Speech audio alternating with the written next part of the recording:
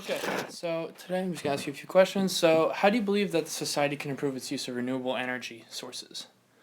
So when you say improve its use, you're talking about the overall amount that's used?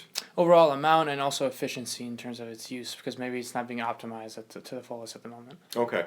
I guess there's two ways to look at it that. So in terms of using more renewable energy, it really comes down to how do you make the renewables competitive with fossil fuels? Keep going. Okay. Right now they're a lot cheaper than most renewables, and so if you have the choice between the two, a lot of people are going to go with fossil fuels instead. So there's ways you can implement subsidies, you can implement things like renewable portfolio standards, number of mechanisms to try to make renewables competitive. In terms of overall efficiency, it really comes down to targeting where you use the renewables. An issue that comes up in New York State is there's a lot of talk about installing things like solar PV, wind, etc. But if you look at New York State's electricity grid, it's one of the cleanest in the country, and it's due to all the access to hydro. So if you were really focused on reducing greenhouse gas emissions, you would install the wind and the solar in a place like Indiana that uses almost all coal instead. Okay, so what are the potential roadblocks to a sustainable energy future? Cost is the really big one, and a lot of the cost is driven by the intermittency issue, which is ultimately that, right, you look outside, sun doesn't always shine, other times the wind doesn't always blow, fossil fuels are running all the time. We typically say that a fossil fuel facility is going to run maybe 96% of the year, whereas you look at solar PV, wind, it's closer to 20 to 30%. And so because of that, that means you have to install 3 to 4 times as much capacity Right. to get an To make equal up amount of for it. electricity, which means the costs are higher. So to really become competitive and to really see people start using them, you either need to get around that intermittency issue or you need to reduce the cost quite a bit. Okay, so how viable in the long term is renewable energy? Oh, it's very viable. What we have seen, so I say we need to reduce the cost. If you look at what's happened to the costs of things like wind and solar and a number of other sources, they've come down drastically since the 1970s. So, it used to be we were decades away from them being viable. Now we're less than 10 years away. Okay, and which specific source do you think is best suited for our future? It really depends, to be perfectly honest. For things like electricity, it's going to kind of depend on the state. New York has a lot of hydro. Hydro's clean, zero emission, so that makes a lot of sense. You go down to the southwest, you go to places like Southern California, Arizona, New Mexico, they are building solar PV just like crazy because there's so much resource availability there. At the same time, you get down to the issue that electricity is not a great transportation fuel right now. Right. You do have some electric vehicles, but they're not going to be used for airplanes, for big semi-trailers, for the military. And so in that regard, you have to look at liquid fuels that closely resemble the type that we get from fossils, but that come from biomass instead. Okay. And how much of a factor do you think is the low price of oil and the potential for the development of renewable energy in the future? It's hurting the overall development. Now, from an electricity perspective, we don't see oil used for electricity really anymore. We haven't done it since the 1970s. But we've also seen the price of natural gas collapse. And so from a renewables perspective, suddenly you're competing with very, very inexpensive natural gas. And so I don't know if you've seen Sun Edison, for example. They went What out. kind of triggered that was the fact that their projects weren't worth as much as they had been when natural gas prices were high. Right. So that's a challenge. At the same time, though, from the perspective of sustainables, natural gas is very clean compared to coal. It's fossil, but it's very clean. One thing we've seen with natural gas prices coming down so much is facilities that run off of coal are permanently switching over to natural gas.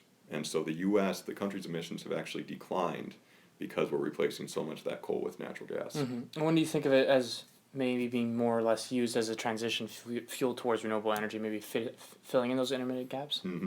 This would be the idea that, so one, you can fill in the intermittency, you build lots of peak natural gas plants that are going to provide that demand when the renewables can't. But also with that is the idea that until renewables are completely competitive, we're not going to be completely reliant on coal. And that's a huge advantage because there was a study coming out of Oxford just the other day suggested that if we want to have a 50% chance of avoiding catastrophic climate change, we cannot build a single new fossil fuel plant after 2017. That's not going to happen.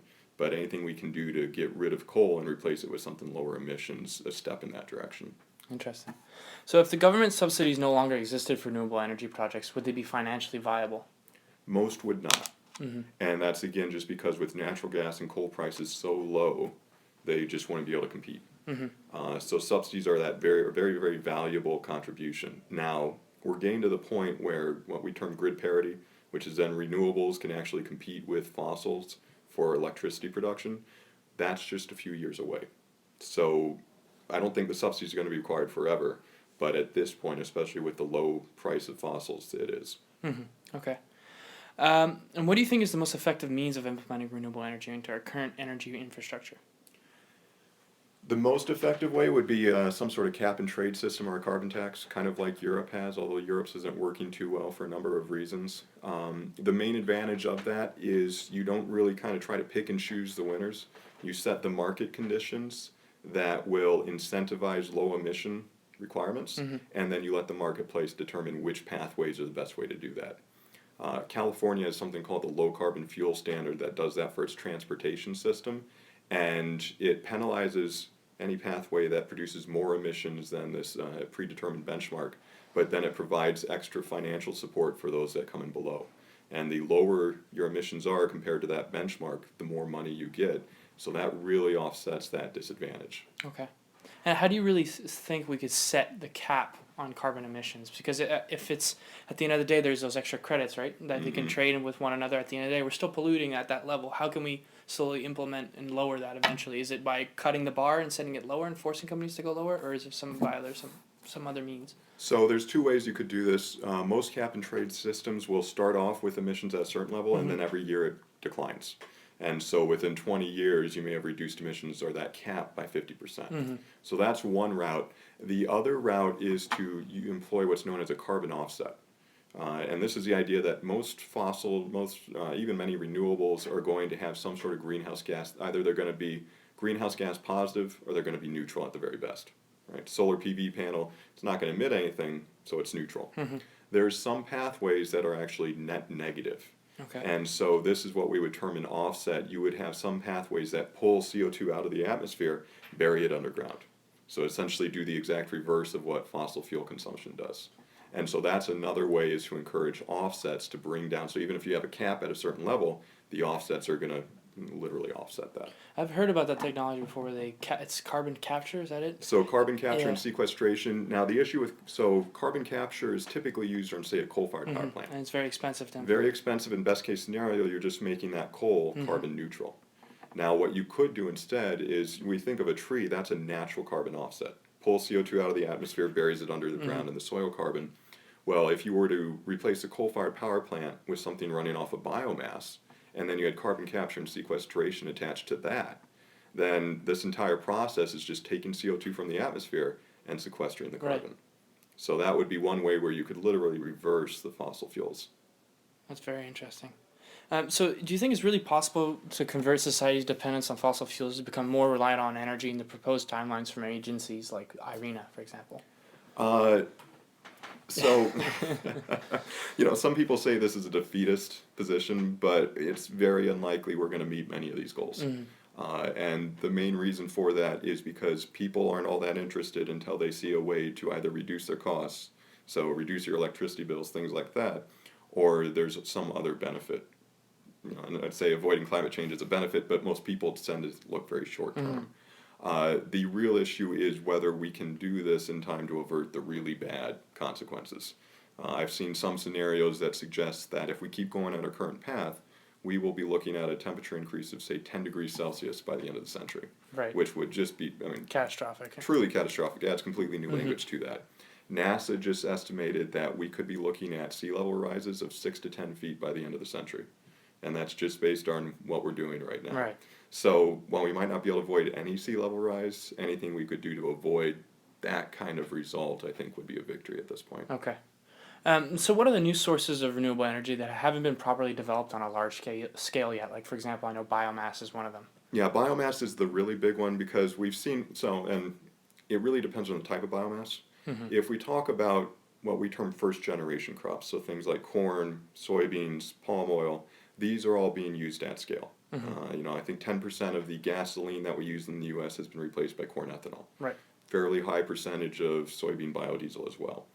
But there's a lot of issues with that, right? You apply fertilizer requires a lot of greenhouse gas emissions in its production. So if you start using things like cellulosic biomass, so switchgrass, forest residue, fast rotation woody crops like willow, that's where you have a really big advantage, but we haven't seen that commercialized yet. Now, main reason for that is it can't compete with petroleum. And there haven't been proper subsidies to allow them to compete. So if we did see that kind of subsidy support, I think we would see these become competitive, but they aren't yet. Okay. And so, what are the limitations of the current legal framework, which would require widespread use of renewable energy? The problem is everyone's doing something a little different. If you look at it, even at the federal level, every state's doing something very different. But even at the federal level, we have one type of tax credit for wind, we have one type for solar, we have one type for biofuels. They're all very different. And so what really is needed is some sort of all-encompassing framework. And that's where a cap and trade system or a carbon tax would really be useful, is that instead of Congress saying, well, we really like this pathway, so it gets a subsidy, we don't like this one, so we're not going to support it, or we're just You going need to to ignore support it. everything. Right? You need to set up the system so that everything has an equal chance, and then you let the marketplace determine which ones make the most sense. Okay. And so, what are some forms of legislation which we could improve or currently are aiding in the sustainability of renewable energy? Every state has their own what's termed a renewable portfolio standard. I shouldn't say every state, most states have one. Many in the southeast do not, which requires their electric utilities to use a certain percentage of renewables by a certain date. Have something like that at the federal level would be advantageous. Now, have you heard of the Clean Power Plan? A little bit? Yeah, so this is kind of like a renewable portfolio standard, except instead of requiring states to achieve renewable thresholds, they have to achieve greenhouse gas emission reduction thresholds. A lot of question about whether that's going to pass judicial muster. It was temporarily held up by the Supreme Court. Everything going on with the Scalia's replacement nomination, who knows? Right. But that's really the big one from the electric utility perspective. Okay. And maybe just kind of going on to what you were saying, like we know that oil is extremely subsidized. I understand it's kind of taboo to try and figure this out, but how could we reduce the subsidies that are led towards oil and maybe bring that towards renewable energy? So the big one that people don't talk about all that much is ultimately, and it's not as big of an issue as it was a couple of years ago, but we keep very extensive military forces based in the Persian Gulf. And the reason for that is 40% of the world's petroleum, or at least the petroleum that we've been using in the United States, historically has come from the Persian Gulf. So we have an aircraft carrier group that's very expensive to maintain, constantly on rotation out there. If some estimates have been done to say, okay, so if you consider that to be a subsidy, right? This idea that taxpayers are supporting military forces in this area to keep the petroleum trade lanes open, how much would it cost if you included that at the price at the pump? And the minimum estimate's about $10 per gallon. Really? Could be as high as $20 per gallon if taxpayers were, instead of taxpayers paying for that, drivers were paying for that.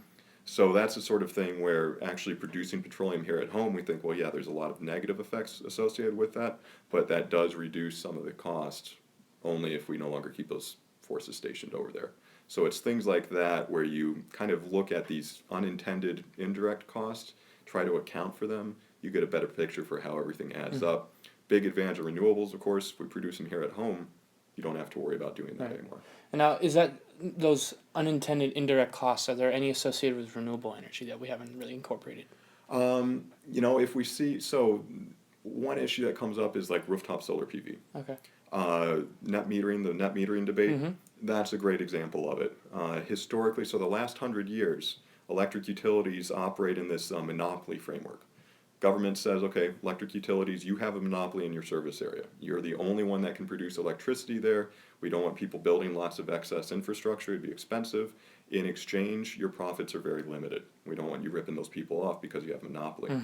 Solar PV, for whether it's intended or not, kind of breaks that monopoly. Right. Suddenly people are producing their own electricity. So that's one of these unintended consequences. We have to find a path forward. Different states are doing it differently. California is finding compromises. Nevada is saying, forget about it. Yeah, well, that's with Warren Buffett against Solar City, right? Exactly, yeah, this whole idea. And so it really comes down to how much do people with solar PV on their rooftops get paid for it. If it's paid at the retail rate of electricity, it's a very high price. Well, one concern is that could drive up electricity rates for everyone that doesn't have solar PV. So another unintended consequence. Way to look at it is based on the cost of solar PV, the people that can afford it tend to be pretty wealthy.